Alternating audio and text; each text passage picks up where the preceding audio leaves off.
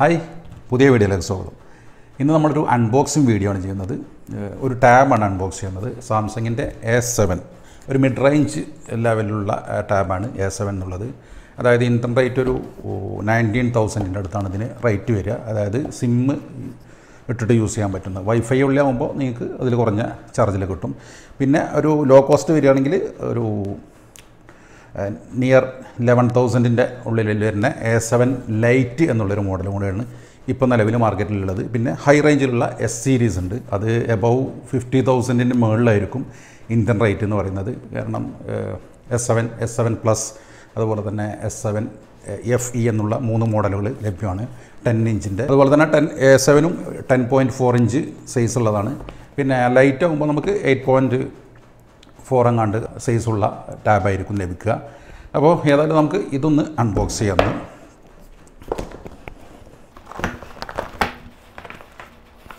Okay, ഇതുപോലെ ഒരു കവറിലാണിത് വരുന്നത്.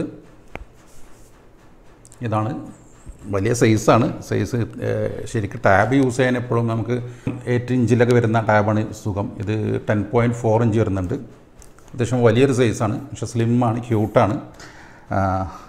ഇത് ആവശ്യമുള്ളവർക്ക് 10 വാങ്ങാം. അതുപോലെ ഇതിൻ്റെ സ്പെക്ക് വരുന്നത് 3 GB റാം, അതുപോലെ 32 GB മെമ്മറി ആയിരിക്കും. അതിൻ്റെ തന്നെ 4 GB റാം വരുന്ന വേറെ വേർഷൻ ഉണ്ട്. നമുക്ക് മറ്റെന്തൊക്കെയാണ് ഇതിൽ ഉള്ളതൊക്കെ ഒന്ന് ചെക്ക് ചെയ്യാം. ആക്സസറീസ് ആയിട്ട് നമുക്ക് ചാർജിങ് അഡാപ്റ്ററും ടൈപ്പ് C കേബിളാണ് വരുന്നത്. മറ്റു കൂടുതലായിട്ട് കാര്യങ്ങളൊന്നുമില്ല. അപ്പോൾ ഇതാണ് ടാബ്. 10.4 ഇഞ്ചാണ് സൈസ്. ആൻഡ്രോയിഡ് 11 ആണ് ഇതിൽ ഓപ്പറേറ്റിംഗ് സിസ്റ്റം വരുന്നത്.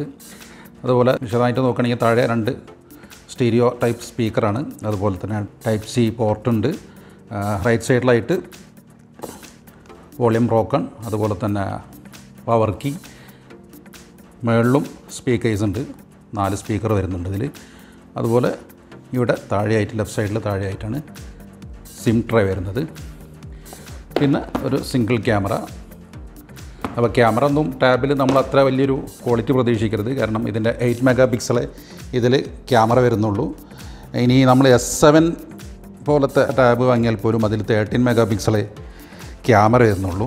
സെൽഫ് ക്യാമറ ഒരു 5 മെഗാ പിക്സൽ ആ രീതിയിലേക്ക് വരുന്നുള്ളൂ. അപ്പോൾ ടാബ് പ്രത്യേകിച്ച് കുട്ടികളൊക്കെയാണ് യൂസ് ചെയ്യുന്നത്. ഒരു ക്യാമറ ആവശ്യത്തിന് നമുക്ക് പറ്റില്ല, മറ്റുള്ള ആവശ്യങ്ങൾക്ക് വളരെ ഉപകാരപ്രദമായിരിക്കും. അതുപോലെ തന്നെ ഇതിൻ്റെ സ്പെക്ക് പറയുകയാണെങ്കിൽ ഇപ്പോൾ ഈ ഒരു ടാബ് 32 GB മെമ്മറി, അതുപോലെ തന്നെ 3 GB റാമാണ് വരുന്നത്. അതുപോലെ ചിപ്സെറ്റ് നോക്കുകയാണെങ്കിൽ ഇതിൽ സ്നാപ്ഡ്രാഗൻ്റെ 662 എന്നുള്ളൊരു ചിപ്സെറ്റാണ് വരുന്നത്. പിന്നെ ഇതിൻ്റെ നേരത്തെ ഞാൻ പറഞ്ഞ പോലെ തന്നെ കുറഞ്ഞ മോഡലുണ്ട്, A7 ലൈറ്റ് എന്നൊരു മോഡൽ. അതിൽ വരുമ്പോൾ നമുക്ക് ഹീലിയോ ചിപ്സെറ്റായിരിക്കും ലഭിക്കുക. അതുപോലെ തന്നെ ഇതിൻ്റെ ക്യാമറയുടെ കാര്യം ഞാൻ പറഞ്ഞു. 8 മെഗാ പിക്സലായിരിക്കും മെയിൻ ക്യാമറ. ഫ്രണ്ട് ക്യാമറ ഒരു 5 മെഗാ പിക്സൽ ഒക്കെ വരുള്ളൂ. അതുപോലെ ലൈറ്റ് ആകുമ്പോൾ അതൊരു 2 മെഗാ പിക്സലേ വരുള്ളൂ. അതുപോലെ CPU ഒക്ടാ കോറിൻ്റെ CPU ആണ്. വീഡിയോ നമുക്കൊരു 1080 30 ഫ്രെയിം പെർ സെക്കൻഡിൽ എടുക്കാൻ സാധിക്കും. വലിയൊരു ക്വാളിറ്റി ഒന്നും പ്രതീക്ഷിക്കരുത്. അപ്പോൾ ഇത്രയൊക്കെ ഉള്ളതിൽ കൂടുതലായിട്ട് വലിയ സ്പെക്കൊന്നും പറയേണ്ട ആവശ്യമില്ല. ടാബ് ഇഷ്ടപ്പെടുന്നവർക്ക് ഒരു മിഡ് റേഞ്ചിൽ സെലക്ട് ചെയ്യാൻ പറ്റുന്ന നല്ലൊരു ക്വാളിറ്റിയുള്ള ടാബാണെന്ന് മാത്രം. അപ്പോൾ സാംസങ് ടാബ് A7 ഇതിൻ്റെ അൺബോക്സിങ് വീഡിയോ നിങ്ങൾക്ക് ഇഷ്ടമായെന്ന് വിചാരിക്കുകയാണ്. വീഡിയോ ഇഷ്ടമായാൽ ലൈക്ക് ചെയ്യാനും ഷെയർ ചെയ്യാനൊന്നും മറക്കരുത്. ചാനൽ സബ്സ്ക്രൈബ് ചെയ്യാത്തവർ ചാനൽ സബ്സ്ക്രൈബ് ചെയ്യാനും മറക്കരുത്. ഇതുപോലെ പുതിയ ഗാഡ്ജറ്റുമായി അതുപോലെ നല്ല അറിവുകളുമായി അടുത്ത വീഡിയോയിൽ കാണാം. ബൈ.